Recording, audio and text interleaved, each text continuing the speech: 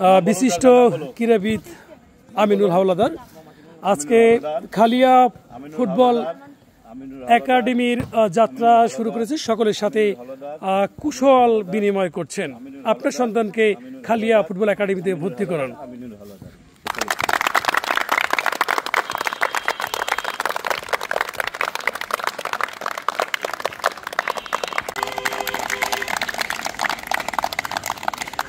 দর্শক, আমরা আজকে থেকে খালিয়া ফুটবল একাডেমির যাত্রা যে শুরু করেছে, আমরা যে শিক্ষার্থী রয়েছে এই শিক্ষার্থীর আমরা আজকে পরিচয় পর্ব আমরা জানবো। আমরা সরাসরি চলে যাচ্ছি শিক্ষার্থীর কাছে।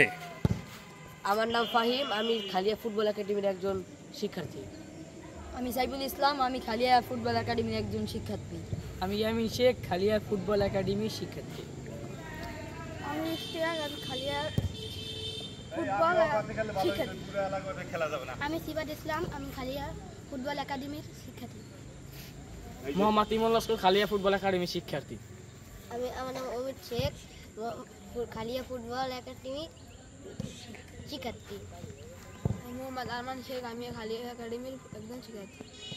আমি মোহাম্মদ আব্দুল্লাহ, খালিয়ার ফুটবল একাডেমির শিক্ষার্থী। আমি মাসুম শেখ, আমি খালিয়া ফুটবল একাডেমির প্লেয়ার। আমি আমিনুল হাওলাদার, খালিয়া একাডেমির শিক্ষার্থী। আমি হৃদয় ইসলাম, আমি খালিয়া একাডেমির শিক্ষার্থী।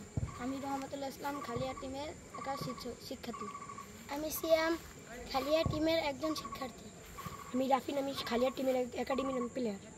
আমার নাম রাফিদ, আমি খালিয়া একাডেমির প্লেয়ার। আমার নাম শাওন, আমি খালিয়া একাডেমির ফুটবল প্লেয়ার। ইতিমধ্যে পরিচয় পর্ব শেষ হলো।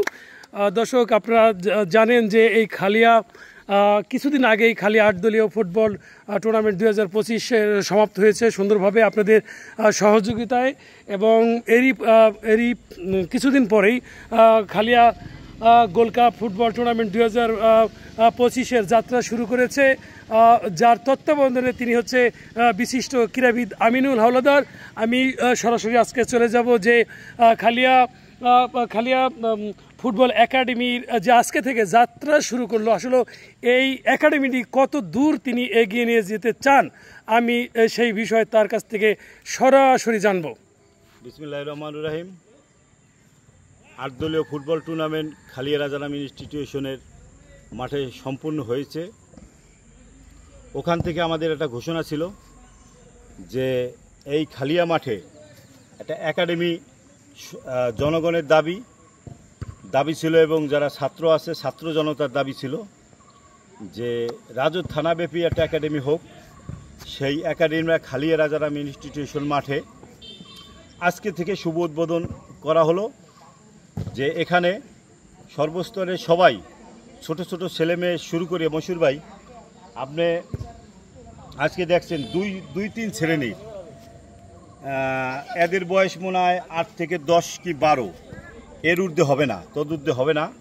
তারা আজকে এই খালিয়া মাঠে প্র্যাকটিস করতে আইছে।